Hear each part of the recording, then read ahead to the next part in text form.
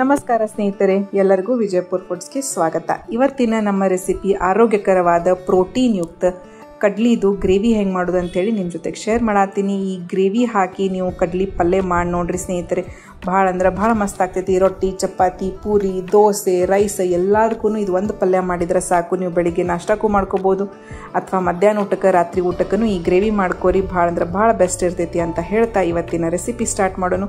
ಅದಕ್ಕಿಂತ ಮುಂಚೆ ನನ್ನ ಚಾನಲ್ ಇನ್ನೂವರೆಗೂ ಯಾರು ಸಬ್ಸ್ಕ್ರೈಬ್ ಮಾಡ್ಕೊಳ್ಳಲ್ದ ನೋಡಾತಿರಲ್ಲ, ಪ್ಲೀಸ್ ಸಬ್ಸ್ಕ್ರೈಬ್ ಮಾಡ್ಕೊರಿ, ಲೈಕ್ ಮಾಡಿರಿ, ಶೇರ್ ಮಾಡಿರಿ. ನೀವು ಸಬ್ಸ್ಕ್ರೈಬ್ ಮಾಡ್ಕೊಳ್ಳೋದ್ರಿಂದ ನಾನು ಯಾವುದೋ ಹೊಸ ವಿಡಿಯೋ ಹಾಕಿದ್ರು ನಿಮ್ಗೆ ಅದರದ್ದು ನೋಟಿಫಿಕೇಶನ್ ಬರ್ತೈತಿ.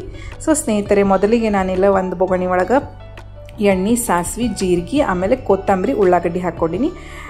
ವಿಡಿಯೋ ಮಾಡಬೇಕು ಅಂತೇನು ಐಡಿಯಾ ಇರಲಿಲ್ಲ, ಅದಕ್ಕೆ ಅರ್ಧ ಇದೆಲ್ಲ ಹಾಕಿದ ಮೇಲೆ ಒಮ್ಮೆ ಫ್ಲ್ಯಾಶ್ ಆಯ್ತಲ್ಲ, ಅಯ್ಯೋ ನನ್ನ ಸ್ನೇಹಿತರ ಜೊತೆಗೆ ನಾನು ಈ ವಿಡಿಯೋ ಶೇರ್ ಮಾಡಬೇಕಂತೇಳಿ ಇಲ್ಲಿಂದನೇ ಸ್ಟಾರ್ಟ್ ಮಾಡತ್ತೀನಿ. ಉಳ್ಳಾಗಡ್ಡಿ, ಸಾಸಿವೆ, ಜೀರಿಗೆ, ಕೊತ್ತಂಬರಿ, ಒಂದು ಸ್ವಲ್ಪ ಎಣ್ಣೆ ಹಾಕಿ ಇದನ್ನೆಲ್ಲ ಬಿಸಿ ಮಾಡ್ಕೊಳತ್ತೀನಿ. ಅದರ ಜೊತೆಗೆ ನಾನು ಒಂದು ಸ್ವಲ್ಪ ಖಾರದ ಪುಡಿ, ಅರ್ಶಿಣ ಪುಡಿನೂ ಹಾಕ್ಕೊಂಡಿನಿ.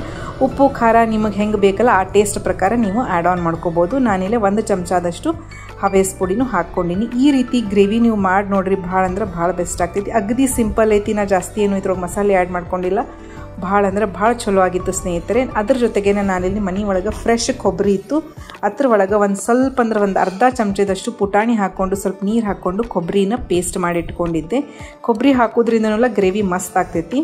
ಫ್ರೆಶ್ ಕೊಬ್ಬರಿ ಇತ್ತು. ಅದ್ರ ಜೊತೆಗೆ ನಾನಿಲ್ಲಿ 2 ರಿಂದ 3 ಚಮಚದಷ್ಟು ಗಟ್ಟಿ ಮೊಸರು ಹಾಕ್ಕೊಂಡಿನಿ. ಮೊಸರು ಹಾಕೊಳ್ಳೋದ್ರಿಂದ ಒಂದು ಸ್ವಲ್ಪ ಕ್ರೀಮಿನೆಸ್ ಕೊಡ್ತೈತಿ, ಆಮೇಲೆ ಒಂದು ಸ್ವಲ್ಪ ಹುಳಿ ಫ್ಲೇವರ್ನು ಬರ್ತೈತಿ. ಅದ್ರ ಜೊತೆಗೆ ಒಂದು ಸ್ವಲ್ಪ ಅಂದ್ರೆ ಸ್ವಲ್ಪ ನಮ್ಮ ಬಿಜಾಪುರದ ಸ್ಪೆಷಲ್ ಮಸಾಲೆ ಖಾರನೂ ಇದ್ರ ಒಳಗೆ ಆ್ಯಡ್ ಮಾಡ್ಕೊಂಡಿನಿ. ನೀವು ಜಸ್ಟ್ ನೋಡ್ರಿ, ಕೊಬ್ಬರಿ ಪೇಸ್ಟು ಆಮೇಲೆ ಮೊಸರು ಹಾಕಿದ ಮೇಲೆ ಗ್ರೇವಿದು ಕನ್ಸಿಸ್ಟೆನ್ಸಿ ಯಾವ ರೀತಿ ಬರಾಕತ್ತೈತೆ ಅಂತ ಹೇಳಿ ನೀವು ನೋಡ್ಬೋದು. ಭಾಳ ಅಂದ್ರೆ ಭಾಳ ಮಸ್ತಾಗಿತ್ತು. ಇದೆಲ್ಲ ಚೆಂದಾಗಿ ಕುದ್ದು ಸೈಡಿಗೆ ಎಣ್ಣೆ ಬಿಡುತ್ತೆ.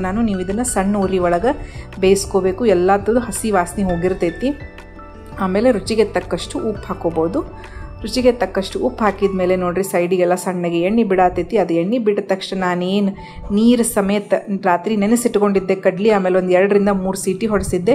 ಆ ನೀರು ಜೊತೆಗನ ಕಡ್ಲಿನ ಇದ್ರೊಳಗೆ ಆ್ಯಡ್ ಮಾಡ್ಕೊಂಡಿನಿ. ಯಾವುದೇ ಕಾರಣಕ್ಕೂ ಕಾಳು ಕುದಿಸಿದ್ದು ನೀರು ಚೆಲ್ಲಕ್ಕೆ ಹೋಗ್ಬೇಡ್ರಿ, ಅದ್ರ ಒಳಗೂ ಭಾಳ ಆರೋಗ್ಯಕರವಾದ ಅಂಶಗಳು ಇರ್ತಾವೆ. ಸೊ ನಾನು ನೀರು ಸಮೇತನ ಇದ್ರೊಳಗೆ ಗ್ರೇವಿ ಒಳಗೆ ಹಾಕಿಟ್ಕೊಂಡಿನಿ. ಮೇಲೆ ಒಂದು ಅರ್ಧ ಚಮಚದಷ್ಟು ಕಸೂರಿ ಮೇಥಿನೂ ಇದ್ರೊಳಗೆ ಆ್ಯಡ್ ಮಾಡ್ಕೊಂಡಿನಿ. ಚೆಂದಾಗೆ ಒಂದು 5 ರಿಂದ 10 ನಿಮಿಷ ಸಣ್ಣ ಉರಿ ಒಳಗೆ ನೀವು ಇದನ್ನು ಬಿಸಿ ಮಾಡಿದ್ರಂದ್ರೆ ನೋಡಿರಿ, ಈ ರೀತಿ ಕನ್ಸಿಸ್ಟೆನ್ಸಿನೂ ಬರ್ತೈತಿ. ಕಾಳು ಮಸ್ತ್ ಅಂದ್ರೆ ಮಸ್ತ್ ಕುದ್ದಿದ್ದು, ಪಲ್ಯನೂ ಭಾಳ ಟೇಸ್ಟಿಯಾಗಿತ್ತು ಸ್ನೇಹಿತರೆ.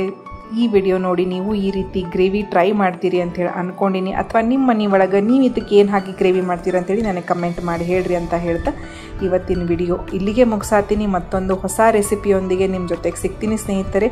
ಇಲ್ಲಿವರೆಗೂ ನನ್ನ ವಿಡಿಯೋ ನೋಡಿದ್ದಕ್ಕೆ, ನನಗೆ ಸಪೋರ್ಟ್ ಮಾಡಾಕತ್ತಿದ್ದಕ್ಕೆ ಎಲ್ಲರಿಗೂ ಧನ್ಯವಾದ ಹೇಳ್ತಾ ಇವತ್ತಿನ ವಿಡಿಯೋ ಮುಗಿಸಾಕತ್ತೀನಿ. ಧನ್ಯವಾದಗಳು ಸ್ನೇಹಿತರೆ.